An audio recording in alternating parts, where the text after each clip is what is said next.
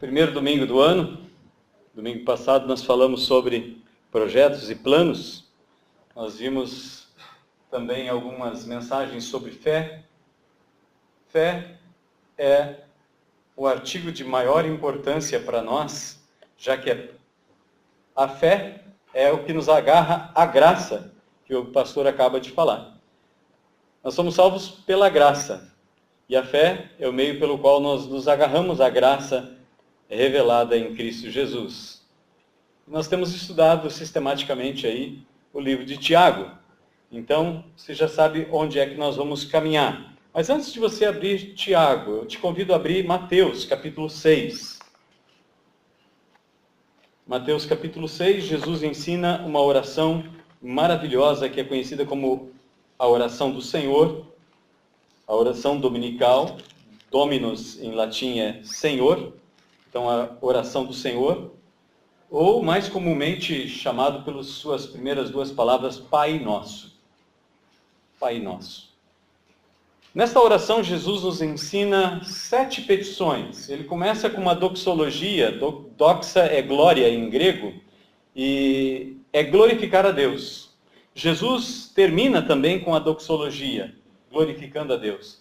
Então, Jesus, além de nos ensinar a orar, ele também nos ensina o que fazer em nossas orações. E ele, então, começa com as suas petições: venha o teu reino, santificado seja o teu nome, seja feita a tua vontade, o pão nosso de cada dia nos dá hoje, perdoa as nossas dívidas da mesma forma como nós perdoamos aqueles que nos ofendem.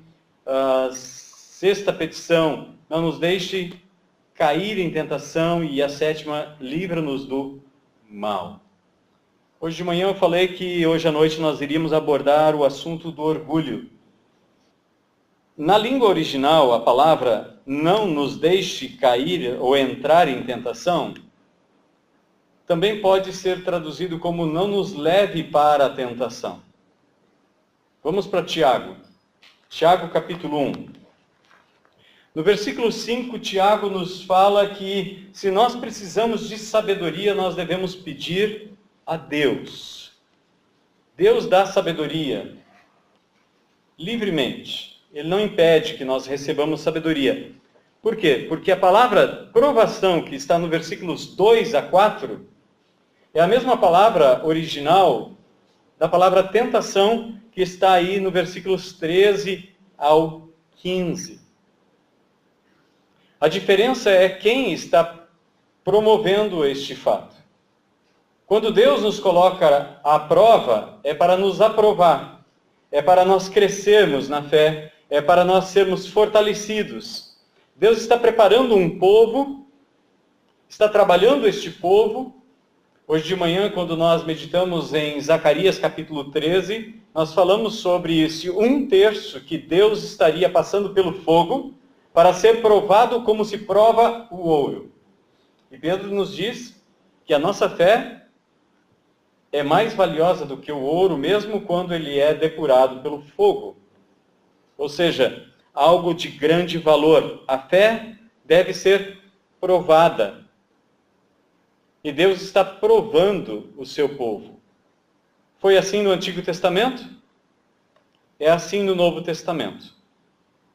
Deus deu um filho a Abrão, cujo nome foi mudado para Abraão. Mas depois que esse menino estava aí com seus 22 anos de idade, de 20 a 22, 23 anos de idade, Deus pede uma prova a Abraão. Mas a Bíblia nos diz, na galeria da fé de Hebreus capítulo 11, que Abraão cria que mesmo se ele tivesse sacrificado, matado seu filho e queimado ele, Deus era poderoso para tirar ele da cinza. Não só tirar de cima do monturo de madeira ali, que estava para ser queimado, mas tirar ele da cinza. Porque Abraão iria, na sua obediência e na sua prova de fé, até o fim. E Deus sabia disso. Por isso que antes, ele disse: Abraão, para. Eu vejo que você teme a Deus. A aprovação da nossa fé nos leva a temer a Deus. A aprovação da nossa fé nos leva a nos agarrar mais a Deus. A tentação, ao contrário disso, nos leva para longe de Deus. A tentação nos leva a perder o que Deus tem para nós. O profeta Isaías, no capítulo 1, no verso 19, disse para o povo de Israel, como boca de Deus: se o meu povo me ouvisse, eles comeriam o melhor desta terra. Deus deseja derramar ricas bênçãos sobre nós. Tão somente é necessário confiar, crer. Para isso ele nos mandou o seu único filho. O filho conhece o Pai. O homem, o ser humano, não conhecia o Pai, mas Deus, o unigênito que está junto com Deus, o Pai, é quem nos revelou quem Ele é. Jesus foi obediente em tudo. Filipenses capítulo 2, versículos 5 a 11, nos mostra a submissão e obediência de Jesus em tudo. Domingo passado nós falamos que a submissão total evita a frustração. Nós falamos sobre o capítulo 4 de Tiago. Nós fazemos muitos planos, muitos projetos na virada do ano. Nós entramos dentro de um novo ano com muitos sonhos. E muitas vezes esses desejos não são planos em si, são apenas vislumbres de uma vontade. Nós precisamos cuidar para não transformar desejo em necessidade. Porque é justamente nesse ponto do desejo da nossa carne que o inimigo das nossas almas produz a tentação. Quando nós falamos de orgulho, nós precisamos lembrar onde ele nasceu. Quando a gente olha para Ezequiel capítulo 28, Isaías capítulo 14, nós vemos um relato sobre a queda daquele anjo, o querubim da guarda, que é conhecido e retratado pela Bíblia como Satanás e diabo. Quando a gente olha ali, naqueles relatos, nós vemos alguém prepotente, presunçoso, alguém com topete, alguém que queria se elevar e estar até acima de Deus. Tomando como exemplo aquilo que aconteceu com este anjo e a sua queda, Paulo diz para Timóteo, seu jovem pastor, na primeira carta, no capítulo 3, versículo 6, ele diz, olha, cuidado na hora que você colocar a mão, dando autoridade a alguém, que ele não seja um novato na fé. Porque ele pode incorrer na mesma condenação de Satanás, que é o orgulho. Mas nós devemos ser provados e aprovados para que nós possamos servir como Jesus serviu. E Jesus diz, depois de todo o seu ministério, ele chama os seus discípulos para aquela última ceia, como nós celebramos hoje de manhã. Para encontrar aquele ambiente onde ele queria celebrar a ceia, ele deu um sinal. Era um homem carregando um cântaro de água. E ele disse, aonde aquele homem entrar, você entra junto. Peça para o dono da casa, onde é o lugar que está preparado para eu celebrar a ceia com os meus discípulos. Ele vai mostrar um ambiente muito espaçoso. Preparem ali a Páscoa. Os discípulos foram, encontraram tudo que Jesus tinha predito que haveria de acontecer. Eles entraram no ambiente, mas nem mesmo aquele escravo que estava fazendo o papel de mulher, que era carregar água, estava ali para lavar os pés de Jesus e dos seus discípulos. Jesus, então, assume uma postura de escravo. Quando Paulo fala em Filipenses capítulo 2, ele diz que ele foi reconhecido como escravo.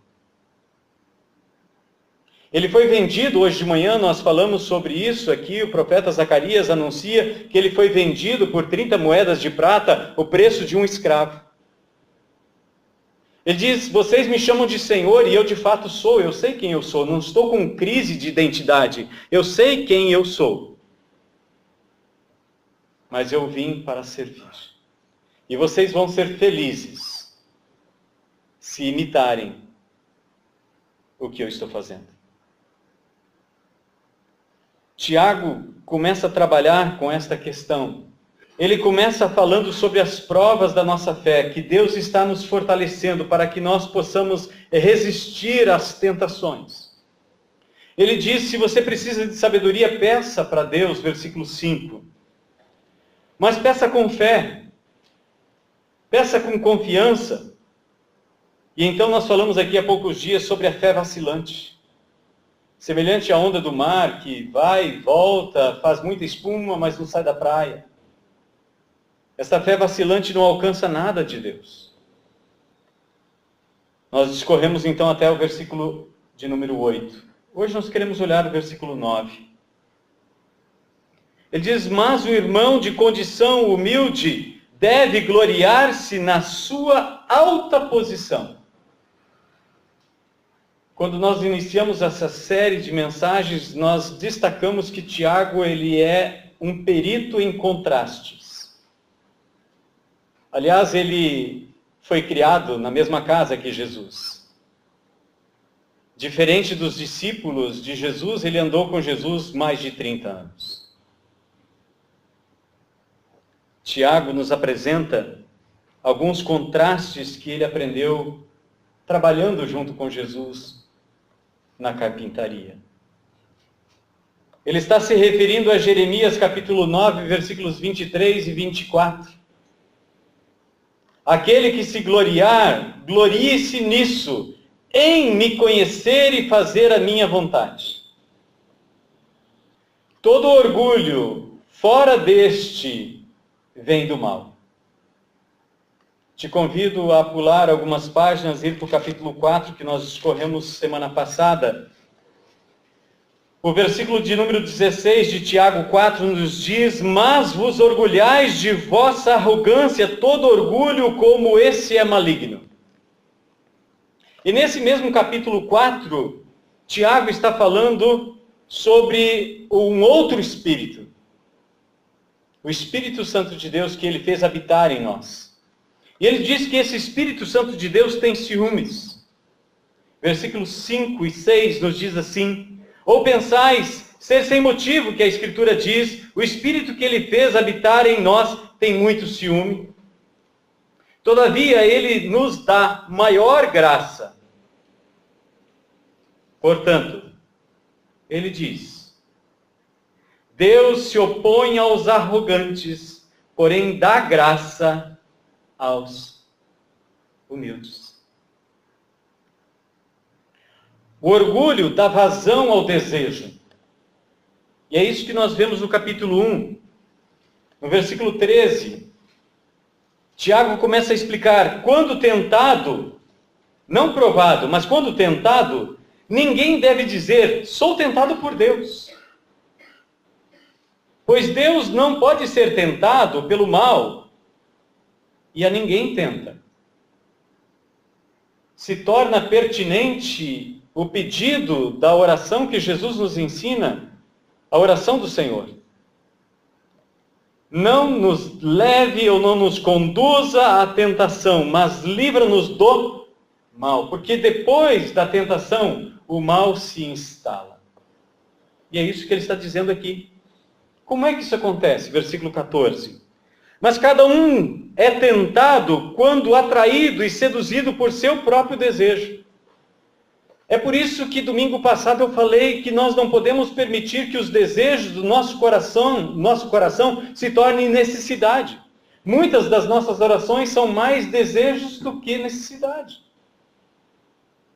Verso 15. Então o desejo, tendo concebido, ele engravida, dá à luz o pecado. E o pecado, após se consumar, gera a morte. Tiago está se referindo a um fato que aconteceu num jardim onde Adão e Eva estavam. Eva olhou para aquele fruto e viu que ele era desejável.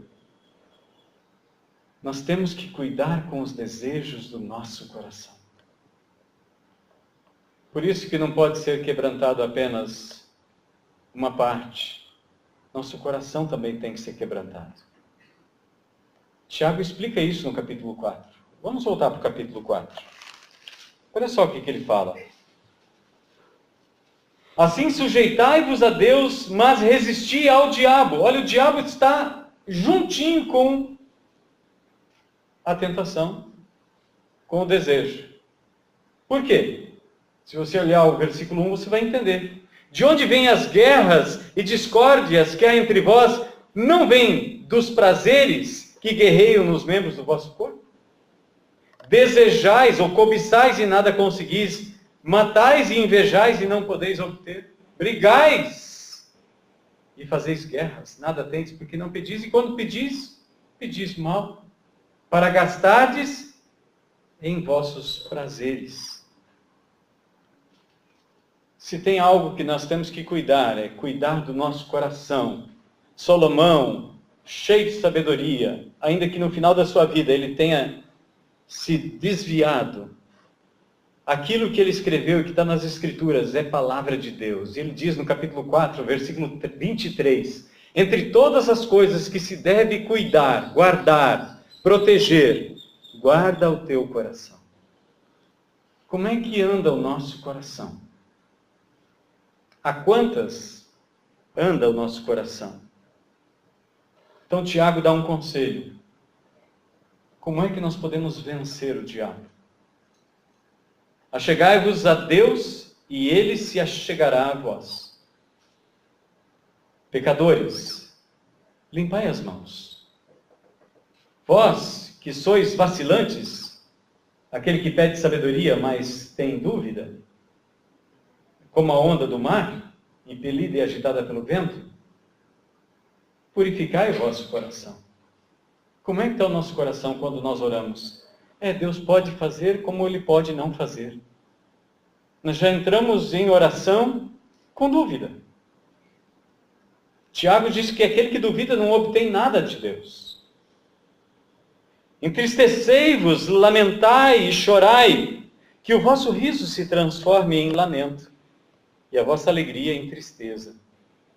Humilhai-vos diante do Senhor e Ele vos exaltará. É isso que Jesus fez. Ele se humilhou até a morte. E não foi uma morte comum, foi uma morte de cruz. Na cruz, as pessoas eram humilhadas. Quando você vê um crucifixo, hoje você vê um paninho cobrindo as vergonhas. Mas não era isso que acontecia. As pessoas eram humilhadas em público. Na entrada da cidade, todo mundo que passava via. E não era só corar de vergonha, era morrer naquela vergonha. Jesus diz em Hebreus que Ele não se envergonha de nós. Jesus não se envergonha de você.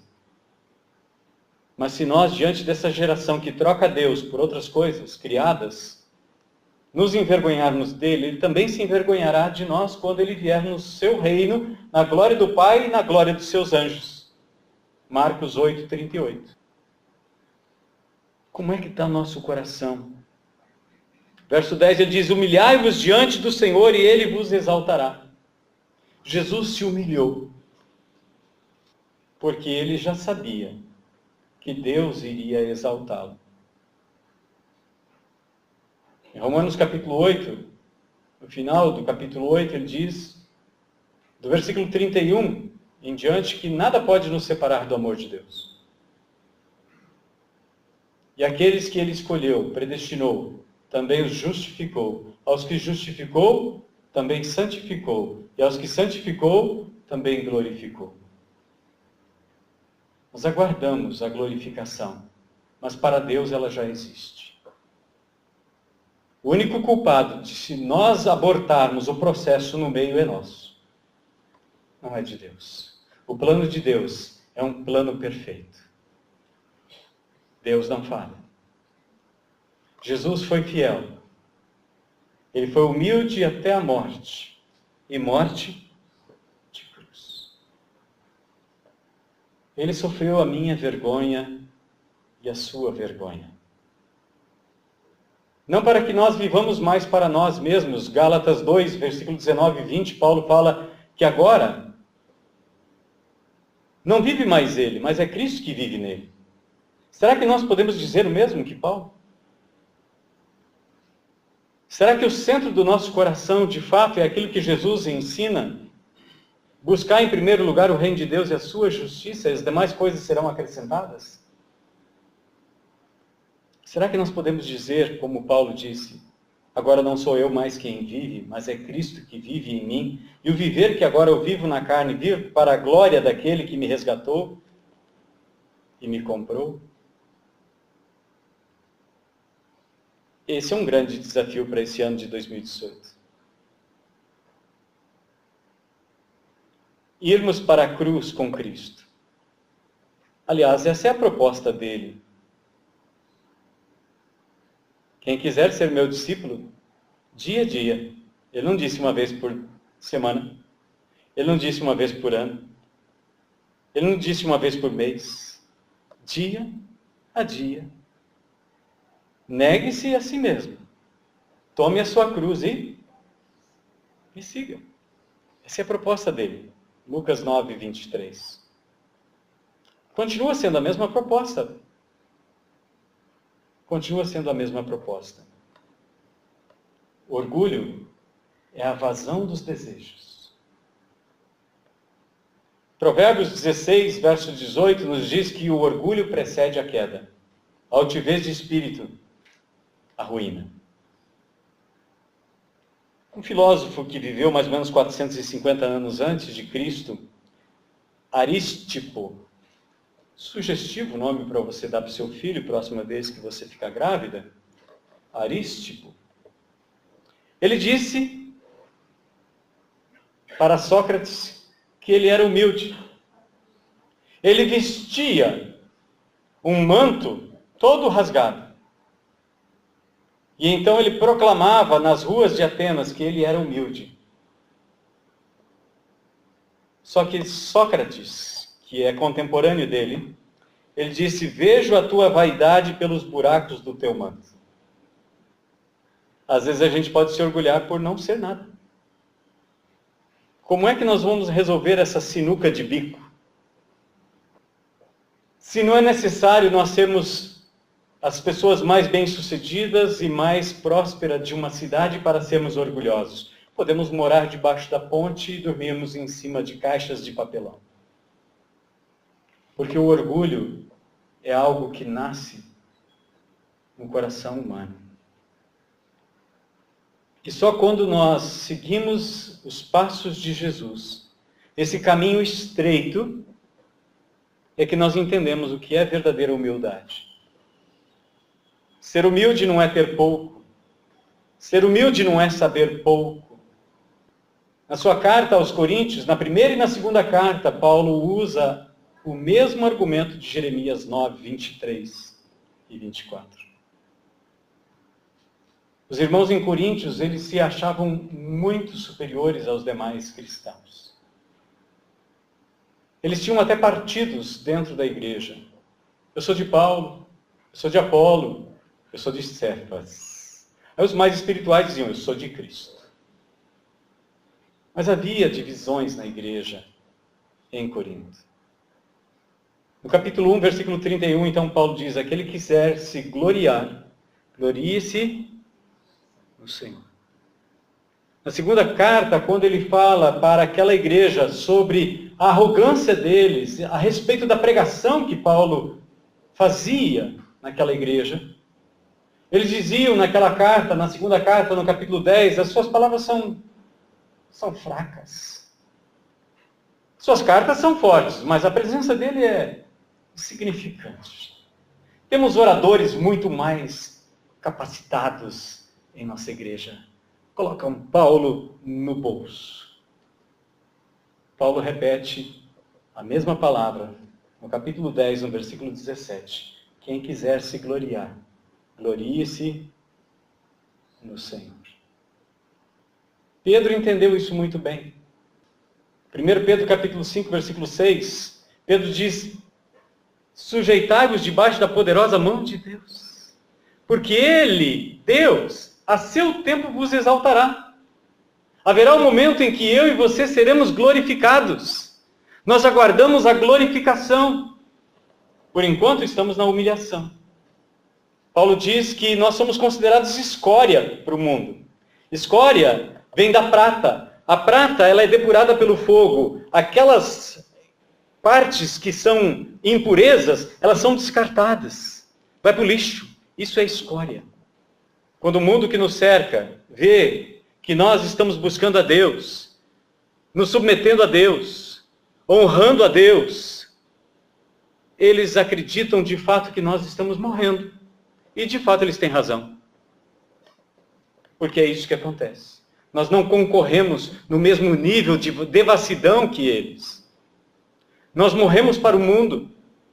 Nós abrimos mão dos desejos passageiros dessa carne, porque nós temos uma promessa real, verdadeira, aguardando a nós, não por 1 ano, não por 10 anos, não por 70 anos, mas por toda a eternidade. É a imortalidade o nosso alvo. Não é apenas uma gorda aposentadoria que nos faz levantar cedo de manhã e ir para o trabalho. Mas o que deveria nos motivar a levantar cedo de manhã e dobrar nosso joelho e buscar o Senhor é a pátria celestial. Tiago foi conhecido como joelhos de camelo. Os joelhos de Tiago eram grossos como do camelo, por tantas horas que ele passava diante de Deus em oração de joelhos. Tiago tem muito para me ensinar. Eu creio que você pode aprender com ele também. O orgulho é a vazão dos desejos, não importa quais sejam. Humildade é a decisão consciente de exaltar a Deus. Eu já expliquei aqui para as mulheres que quando vocês fazem um bolo, e aquele negócio está apetitoso. E nesse período de festa, as mulheres que são prendadas, elas sabem fazer um bolo, um chocolate, uma comida agradável, e aí a gente vai, chega e mergulha no prato. E a gente diz: nossa, como isso ficou bom. Como essa comida está, esse alimento está saboroso. Essa é a oportunidade que você tem para se humilhar e exaltar a Deus. Porque se nós não nos humilharmos nas pequenas coisas, não pensa que Deus vai colocar você num trampolim para pular numa piscina. Se nós não glorificarmos a Deus nas pequenas gotas, nós não vamos ter uma piscina para mergulhar. Vinde bendito do meu Pai, foste fiel no pouco, sobre o muito te colocarei. Eu não sei se você é pretensioso, eu sou. Eu quero o que Deus tem para mim. Ainda que eu tenha que abrir mão do que o mundo pode me oferecer hoje. Porque eu sei que Deus é fiel. Em tudo, Ele deve ser glorificado. E você pode fazer isso dia a dia, em toda a sua vida. Exaltar, glorificar, dar a glória a Ele, exaltar o seu nome. Nossa, parabéns! Deus seja louvado. Olha que bom! Deus é bom. Começa a glorificar a Deus. Aconteceu comigo. Em 99 eu tomei a minha decisão. Nós entramos no seminário juntos, eu e Gilberto. 2002. Retiro do seminário. Eu entrei para fazer algumas matérias, ele entrou para fazer o primeiro ano.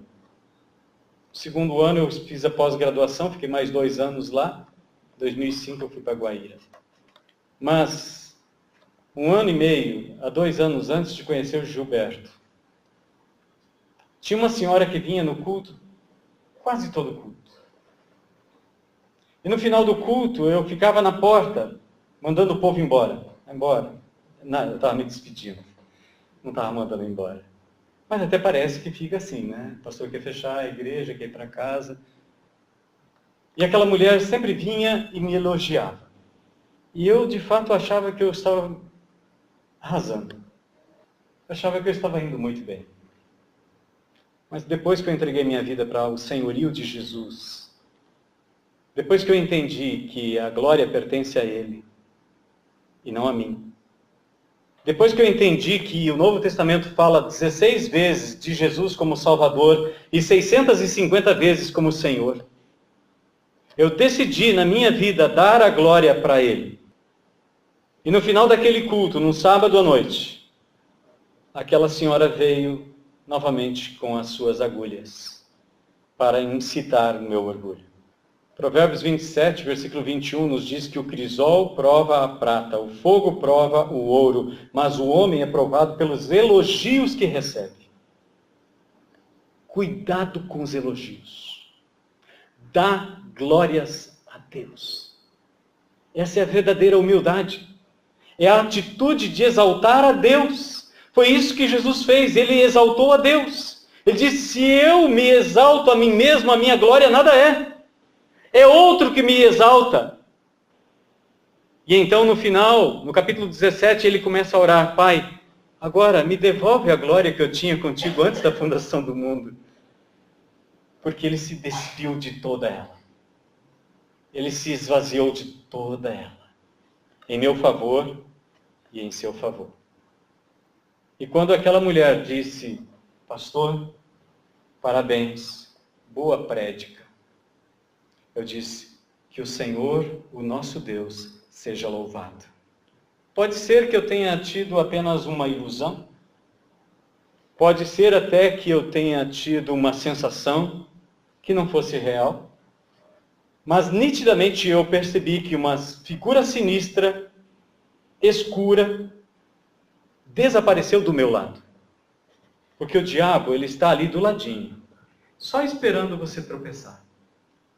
Para passar o gadanho, como diz o Gaudério. Para passar a foice. Graças a Deus. Não digo isso com orgulho. Digo isso como exemplo. Dê glória a Deus. Ensine isso a seus filhos. Ensine isso a sua esposa. Ensine isso ao seu marido. Viva isso. Deus resiste aos soberbos, mas dá graça, maravilhosa graça, que não é apenas a salvação gratuita. A graça também é o poder para você viver. A graça também é o poder para você vencer com Cristo. A graça também é o poder para você permanecer na fé. A graça é o poder para você trabalhar no reino. Paulo diz, eu trabalhei muito mais do que todos os discípulos juntos, mas não eu. A graça do Senhor comigo. Paulo não estava se vangloriando. No capítulo 12, ele chega ao ponto de dizer, eu conheço um homem, se no corpo ou fora do corpo eu não sei. Era ele mesmo.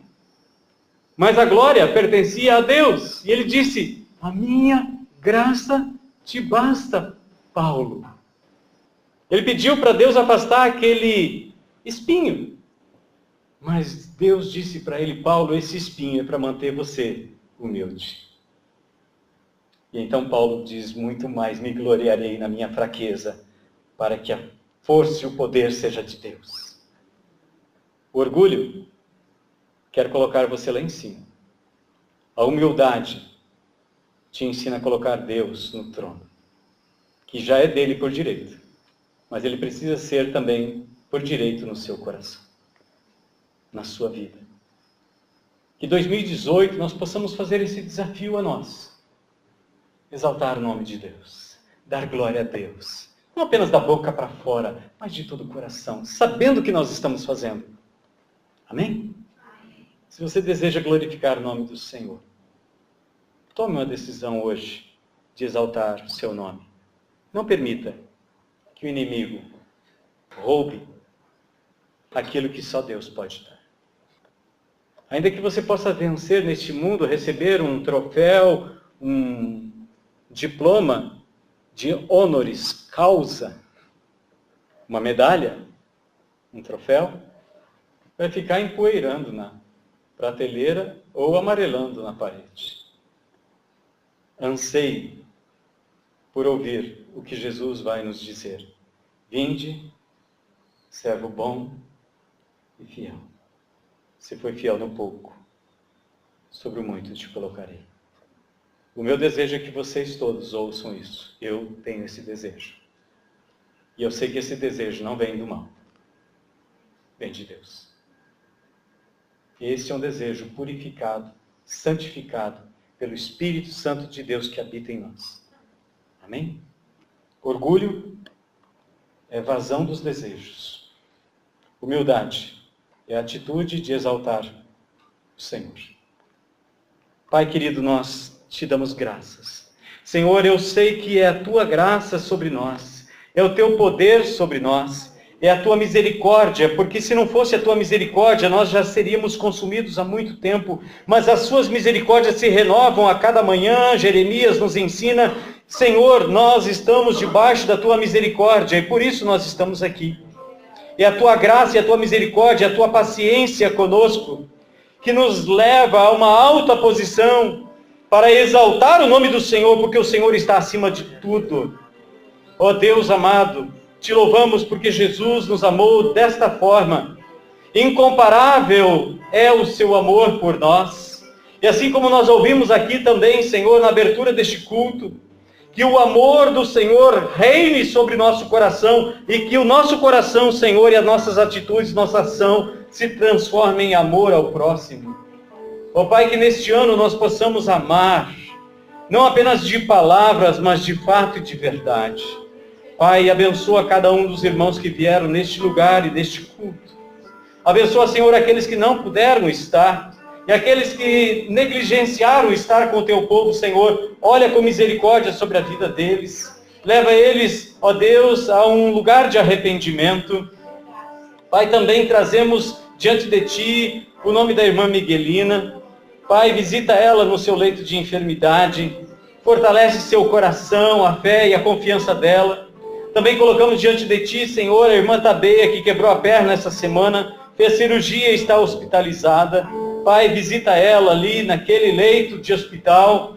Fortalece seu corpo, Senhor, já de 95 anos. Mas o Senhor é poderoso para fazer um grande milagre na vida dela, mesmo nessa idade. O Senhor a conduziu até aqui e sabemos que o Senhor é poderoso para conduzi-la ainda mais.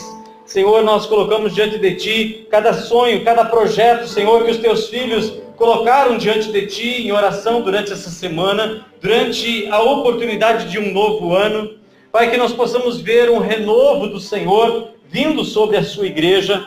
Pai, oramos desde já, como oramos hoje de manhã, pelas autoridades, Senhor, do nosso município, do nosso estado, do nosso país, pelos missionários, Pai, que estão investidos da autoridade de Jesus para anunciar vida e salvação em lugares, em países onde o governo não reconhece que o Senhor é Deus.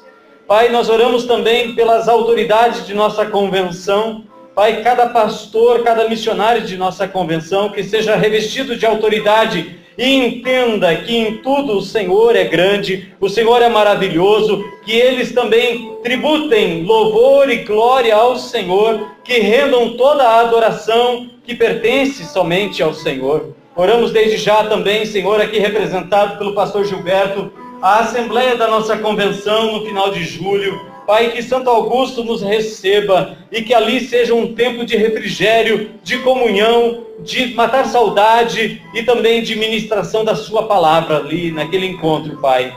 Oramos por isso, Pai, colocando também o retiro de carnaval de Itapejara, os jovens lá no acampamento, os juniores e os adolescentes. Pai, abençoa a viagem que esta madrugada fará com que eles cheguem até ali, que eles sejam ministrados pela palavra poderosa de Jesus e também se consagrem a Ti, a fim de receber a coroa da vida eterna que o Senhor tem prometido àqueles que Te amam.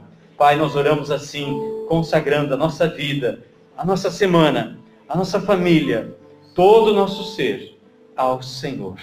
Em nome de Jesus. Amém. Amém, amém.